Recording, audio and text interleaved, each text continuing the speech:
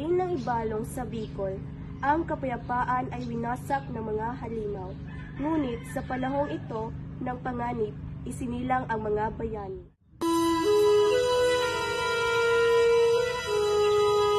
Ang unang dumating sa Ibalong ay si Baltog, isang malakas na mandirigma. Hindi ako layo hanggat may halimaw na nagpapahirap sa lupang ito.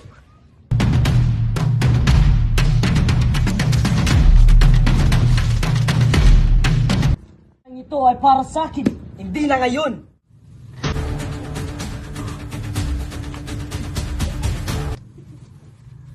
Ang lakas ay dapat gamitin para sa kabutihan. May iba pang halimaw na nananakot sa amin. Meron ba? Munod na namuno si Haring Handyong, isang pinunong handang ipagtanggol ang bayan. Kapitbahay na si Rino, dumatay kagabi. Tapos, silaksak daw ng halimaw. Magandang gabi po, Haring Handyong. Magandang gabi rin sa inyo. Totoo ba mga usap-usapan na may mga halimaw na naganap ngayon sa kaharian? Opo. Inaasahan ko na yan. At huwag kayong mag-alala, ipagtatanggol ko ang Ibalong hanggang sa huli.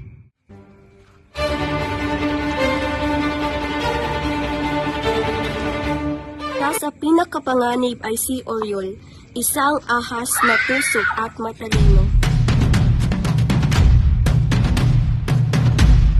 Hindi ako natatalo ng lakas lamang. Akala mo ba lakas lang ang aking sandata? Diyan ka nagkakamali. Talino rin ay aking sandata. Sa pamamagitan ng talino at paninindigan, napahinahon ni Handyong si Oriol. Nabawasan ang panganib sa Ibalong. Lahat ang nananaig kundi karunungan. Maraming salamat at naiintindihan mo ang hinanaing ko sa iyo na huwag saktan ng mga mamamayan at huwag manira ng mga kagamitan sa kaharian.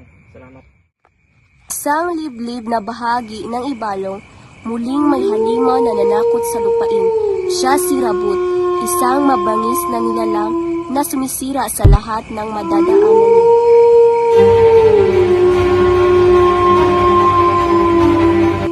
Walang makahadlang sa aking lakas.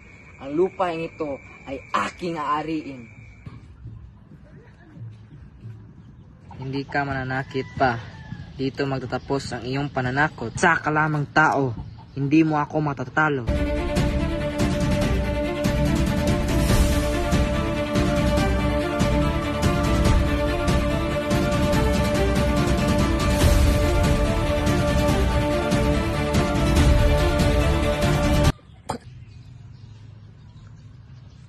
Ito na ang aking katapusan.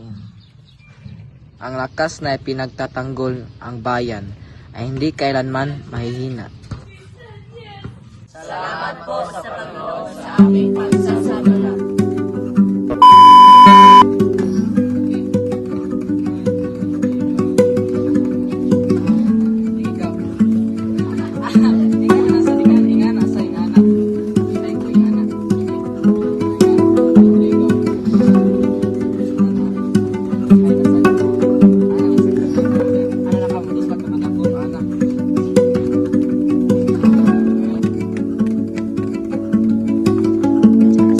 We need our lights to you guys. Guys, let me go back to the fresh.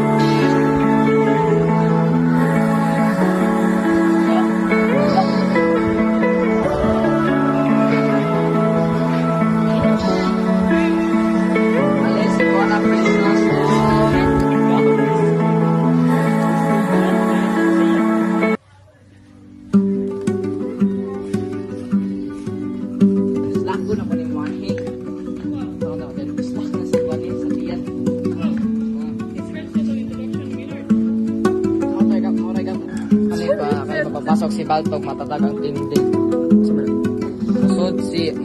Musod ka. Ulap tao ka. Hindi man ako ilagay sa mundo ito para sa'yo. Harap